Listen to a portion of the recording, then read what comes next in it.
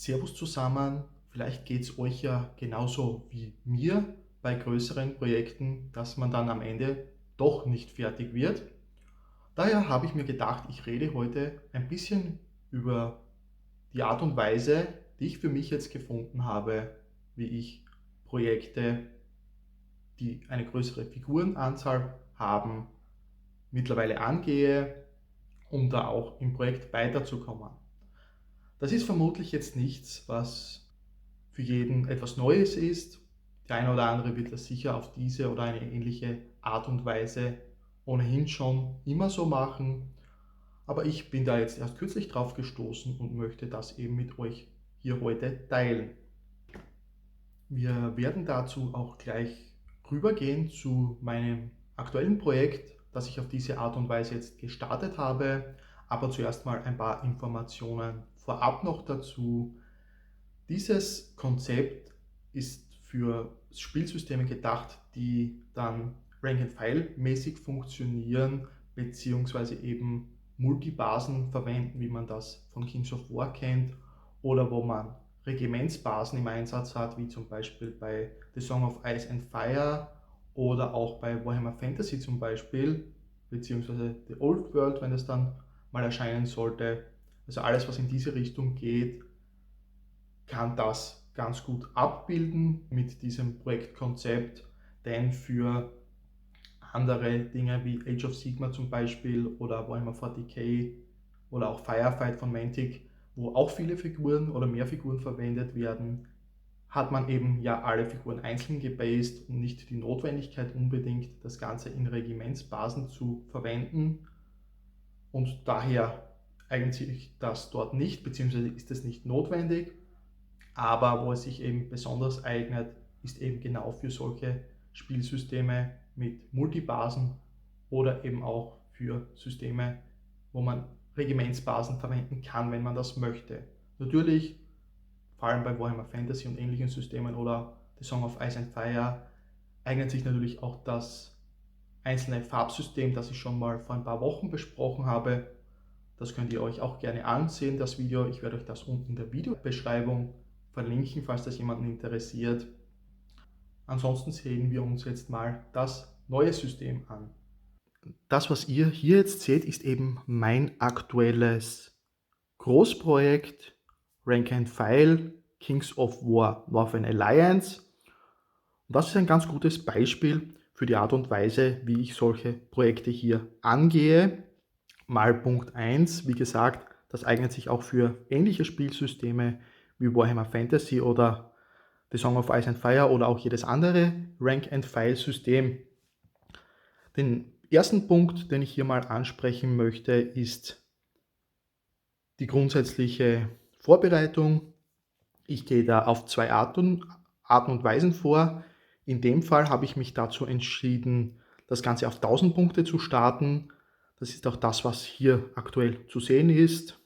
Alles vorbereitet für 1000 Punkte Northern Alliance für Kings of War. Man kann natürlich, wenn man das Ganze jetzt für ein Turnier zum Beispiel vorbereiten möchte, auch für größere Punkte Zahlen dann natürlich machen, zum Beispiel 2000 Punkte oder 2300 Punkte, was ja auch recht normal ist bei Kings of War. Das bietet sich auch an. Dann ändert sich im Endeffekt nur die Anzahl der Figuren insgesamt beziehungsweise die Vorbereitungszeit, weil man dann dementsprechend eine größere Armee hat. Oder so wie in meinem Fall startet man eben mit kleinen 1000 Punkten und kann dann die zweite Hälfte der Armee dann auf die gleiche Art und Weise zu einem späteren Zeitpunkt starten. Grundsätzlich, was ich hier bei diesen Projekten eben mache, ist, ich starte mit den Bases, also in diesem Fall mit Multibasen. Im Fall von zum Beispiel The Song of Ice and Fire würde ich mir die Einheitenbasen hernehmen und würde diese erstmal gestalten. Das habe ich hier gemacht mit meinen kompletten Bases, die ihr hier seht. Da habe ich alle vorbereitet, die ich benötige für diese 1000 Punkte Armee. Hier habe ich natürlich schon ein bisschen weiter gemacht, wie man sieht, aber das ändert ja nichts am generellen Ablauf. Auch hier zum Beispiel für diesen Helden, der dann auf einem Reittier sitzt, auch hier die Base bereits vorbereitet. Das Einzige, warum ich das Ganze noch nicht gemacht habe, ist dann hier bei dieser Einzelinfanteriefigur. Da kann ich das dann später dann eben mitmachen, da kann man sich das dann überlegen, wie man es machen möchte. Ich habe es hier eben ganz bewusst mal weggelassen und das ist eben mal der erste Punkt. Ich bereite mir hier alle Basen vor, die ich brauche für meine Einheiten. In diesem Fall waren das eben die 4 Regimentsbasen für meine Regimenter, dann hier fürs große Regiment der Trolle eine Base und eben für unseren berittenen Helden. Eine Kleinigkeit, die hier noch zu sagen ist, zum Beispiel, ich habe hier diese beiden Trupps auch einzeln gemacht, nicht als Regimenter, sondern als Truppen aufgebaut. So kann man sie auch als Truppengröße dann im Spiel einsetzen und hat hier die Möglichkeit, ein bisschen zu variieren. Und wenn man sie, so wie ich sie hier jetzt da stehen habe und auch in der Liste verwende, dann hat man das Ganze hier hintereinander und beide Truppen zusammen bilden dann eben ein Regiment. Und daneben steht quasi die gleiche Einheit noch einmal. Und was ich eben, wie gesagt, hier als erstes mache, ist mir alle Bases herzurichten, vorzubereiten und diese, wie sie hier jetzt bereits fertig sind, komplett fertig zu gestalten. Damit ist schon mal die Unterlage quasi gebildet für unsere Armee und wir können von dort aus weitermachen. Dann kommen wir zum zweiten Punkt. Da geht es um die Vorbereitung der Figuren. Dort starte ich dann generell damit, dass ich mir die ersten Figuren für jede Einheit zusammenbaue. Das muss eben nicht unbedingt so viel sein, unter Anführungszeichen, wie ich es hier gemacht habe. Ich starte halt mal damit, dass ich dann für jede einzelne Einheit, die ich verwende, dann die ersten Figuren zusammenklebe und grundiere, um diese mal vorzubereiten. Hier könnte man jetzt natürlich die kompletten Modelle schon mal vorbereiten und dann auch grundieren oder so wie ich es hier gemacht habe, eben ein bisschen gestaffelt, weil das Projekt ja doch schon mal etwas früher gestartet hat. Daher sind hier bereits Modelle zusammengebaut und sogar bemalt, während andere Einheiten hier nur zusammengebaut sind und wieder ein bisschen was bereits auch grundiert wurde. Wobei ich da dann noch ein bisschen später Hand angelegt habe, weil ich eben gemerkt habe, dass da noch Lücken sind. Also sind auch die nochmal zu grundieren.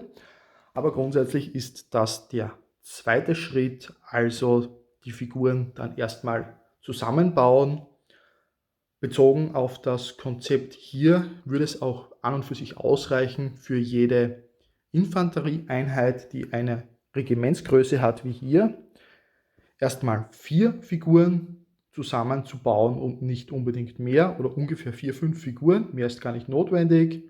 Oder eben auch für die Trolle hier, wo dann 3 Modelle auf dieser Base stehen werden, reicht es auch mal nur eine einzige Figur zusammenzubauen, weil das, was wir hier im weiteren Verlauf dann machen, ist, wir wollen mit der Bemalung erstmal die Armee so weit herrichten, dass man erkennen kann, um welche Einheit dass es sich handelt. Und wir haben hier eben unsere Regimentsbasen bzw. unsere Multibasen, die uns eben dann die Größe vorgeben, die unsere Einheit auf dem Spielfeld dann einnimmt.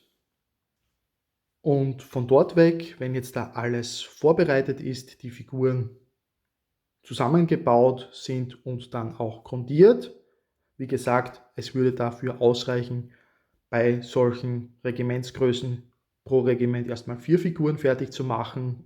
Um den Dreh herum können auch nur 2 oder 3 sein. Und dann eben für größere Einheiten wie zum Beispiel die Trolle eben auch nur eine Figur. Und von diesem Schritt, wenn dieser dann abgeschlossen ist, kommen wir weiter zum dritten Punkt.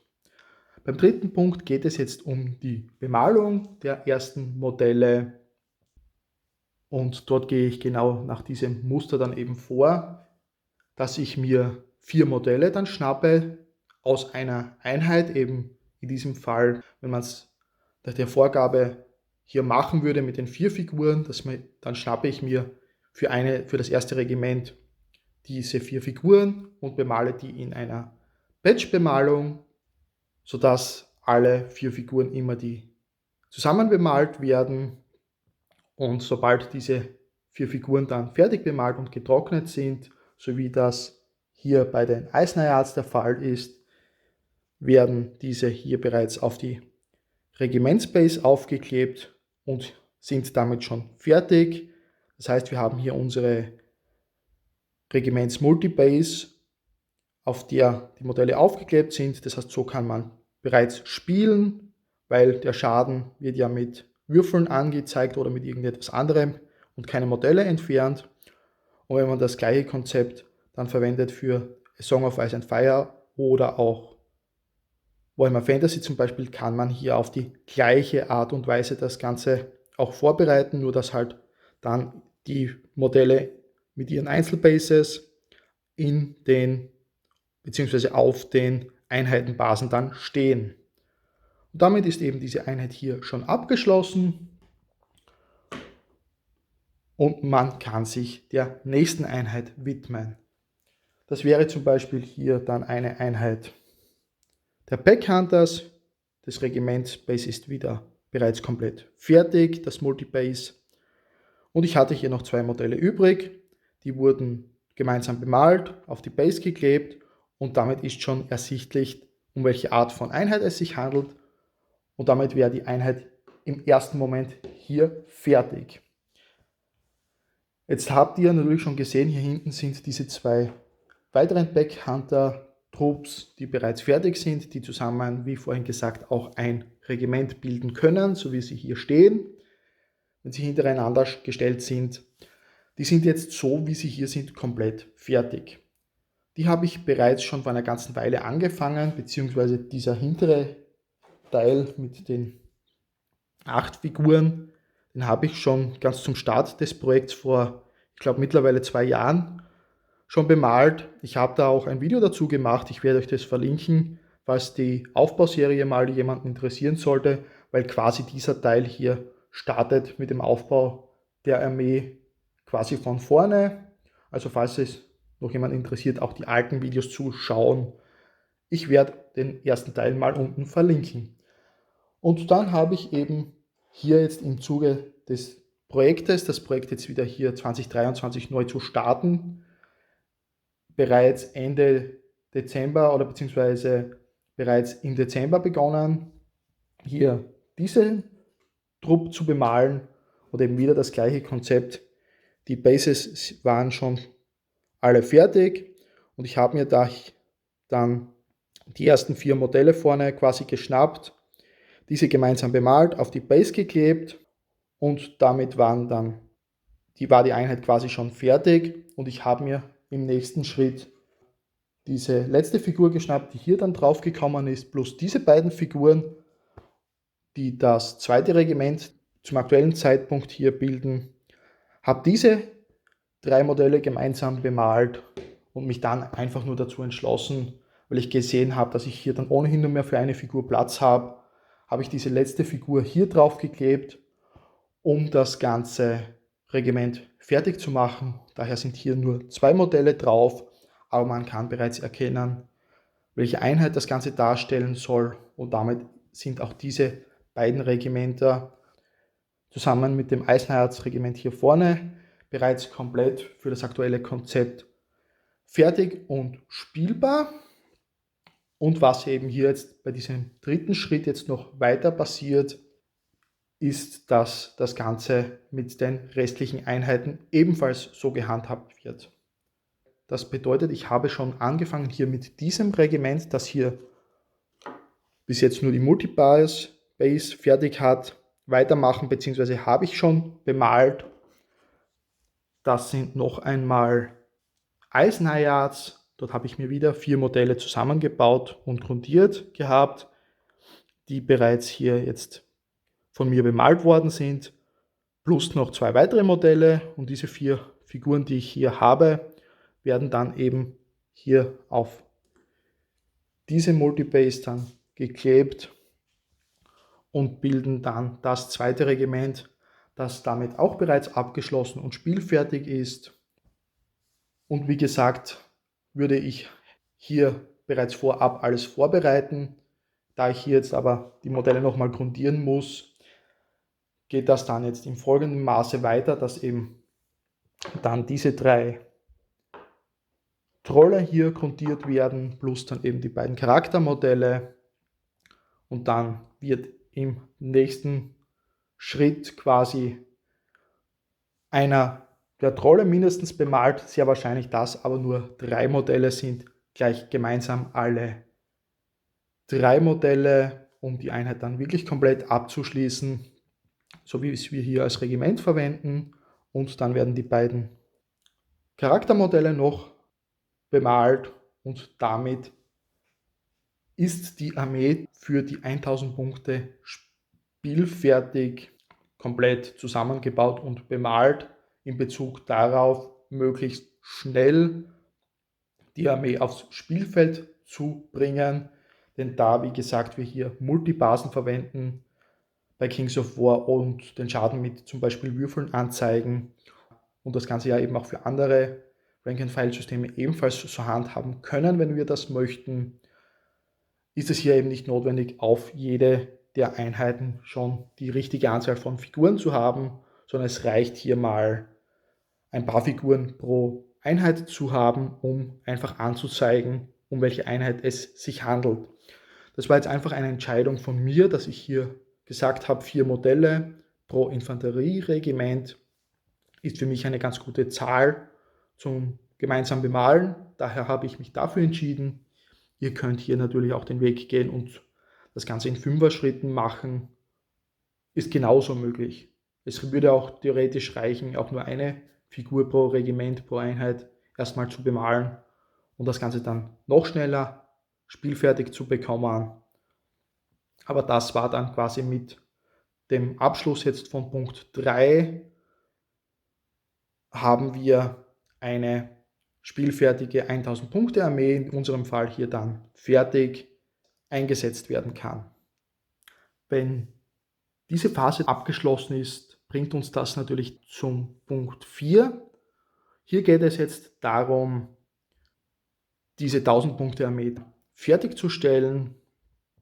Was bedeutet diese Figuren hier vorne, die bereits vorbereitet wurden, werden dann als nächstes grundiert und in dieser Phase dann eben wieder in meinem Fall in 4er-Patches bemalt und sobald wieder 4 Modelle fertig sind, werden diese auf die jeweilige Base zu der Einheit, wo sie dazugehören, dazu hinaufgeklebt und erhöhen somit die Anzahl der fertig bemalten Figuren in der Armee und natürlich der fertig bemalten Figuren, die dann auf den Bases zu finden sind. Und damit ist natürlich auch die Optik der Armee dann auf dem Spielfeld von Figur zu Figur natürlich immer schöner, weil immer weniger freier Platz auf den Bases ist.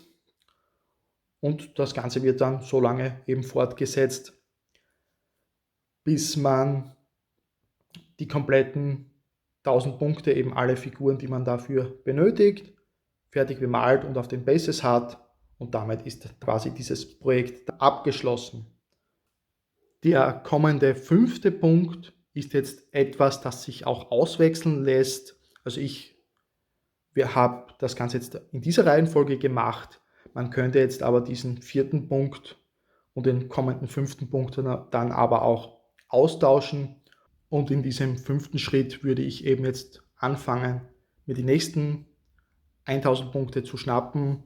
Also eine Armeeliste mit dem, was wir hier haben, nehmen, diese erweitern auf 2000 bzw. 2300 Punkte und dann wieder quasi von vorne starten, alle Bases vorbereiten und fertig machen für jede einzelne Einheit und dann quasi wieder den kompletten Zyklus von vorne beginnen. Das lässt sich natürlich jetzt mit dem Schritt 4 dorthin gehend austauschen, dass man sagt, man kann hier auch erstmal nur die Minimalanzahl von Figuren bemalen und auf die Bases kleben. In meinem Fall eben, wie gesagt, 4 Figuren pro Base. Es würde auch eine Figur reichen. Und wenn man dann diesen Schritt abgeschlossen hat, eben diesen 3. Schritt, anstelle dann den 4. Schritt zu machen und die ganzen Einheiten, die Regimenter aufzufüllen mit weiteren Figuren, könnte man eben zu diesem 5. Schritt übergehen und die Regimentsbasen, Multibasen für die komplette 2000 bzw. 2300 Punkte Armee vorbereiten und dann bereits von vorne starten mit den ganzen einzelnen Schritten, um am Ende dann eben auf diese Art und Weise eine komplett 2000 Punkte oder noch größere Armee spielfertig mal zu haben, wo alle Figuren zusammengebaut und bemalt sind und eben alle Bases fertig gestaltet sind, nur eben mit dem Thema, dass man nur 1, 2 oder eben 4 Figuren zum Beispiel auf den Bases findet, und erst wenn dieser Punkt abgeschlossen ist, werden die ganzen Einheiten, die wir bereits hier fertig haben, aufgefüllt mit eben weiteren Einheiten bis zu dem Model Count, den man benötigt für das Spielsystem oder den man auf seinen Multibasen eben haben möchte. Und da sieht man eben, wie man die Möglichkeit hat, den 4. und 5. Punkt eben ein bisschen abzuändern bzw. auszutauschen. Und daher ist dieses Projektkonzept auch sehr variabel, weil man eben auch sagen könnte, man nimmt sich gleich direkt die komplette 2000 Punkte Armee, macht alle Bases, die man benötigt für die Einheiten, erstmal fertig, wie im ersten Schritt gesagt, baut und grundiert dann für alle Einheiten, für alle Bases erstmal genug Modelle und startet eben mit der Patch-Bemalung von einer oder auch 3, 4 Figuren pro Regiment, pro Einheit, stellt diese fertig und macht das Ganze dann so durch, pro Einheit für jede der Einheiten, bis man die komplette Armee auf diese Art und Weise fertig hat, und damit bietet sich das Konzept eigentlich für jede erdenkliche Spielgröße an.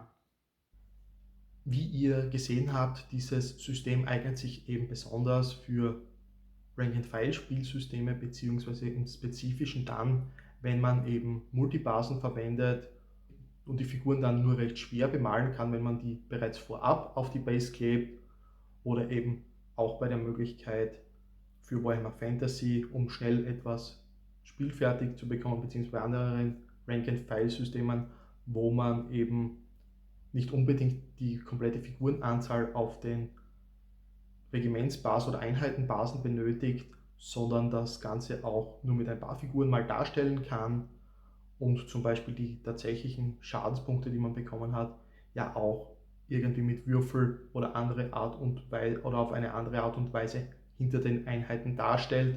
Weil das geht ja nicht nur bei Kings of War, sondern das kann man ja zum Beispiel auch für The Song of Ice and Fire und eben auch Warhammer Fantasy und ähnlichen Systemen machen. Und eben genau für diese Spielsysteme eignet sich eben dieses System, das wir uns gerade angesehen haben, weil wir hier dann eben recht schnell Figuren fertig bekommen für jede Einheit, um diese mal bemalt zu haben mit den Regimentsbasen, die fertig sind, mit den Regimentsbasen, die dann eben auch fertig sind. Und so hat man schon mal einen ganz guten Ersteindruck, auch wenn eine größere Anzahl von Figuren noch gar nicht fertig ist für die Armee. Und eignet sich daher ganz gut, um mal in ein neues Spielsystem reinzusteigen oder eben auch eine neue Armee zu beginnen und diese möglichst schnell aufs Spielfeld zu bekommen. Und da ich mit diesem System bzw. generell mit diesem ganzen Hobbysystem, das ich mir jetzt aufgebaut habe, doch auch im Jahr 2022 schon einiges fertig bekommen habe, werde ich euch dieses Video dazu für meinen Rückblick auf 2022 hier jetzt mal verlinken, falls das jemanden interessiert. Da bekommt ihr nochmal so ein bisschen einen Überblick, was alles passiert ist im letzten Jahr, und da spreche ich auch noch die ein oder andere Thematik an zum Aufbau von Projekten und Projekte, die ich eben letztes Jahr gemacht habe.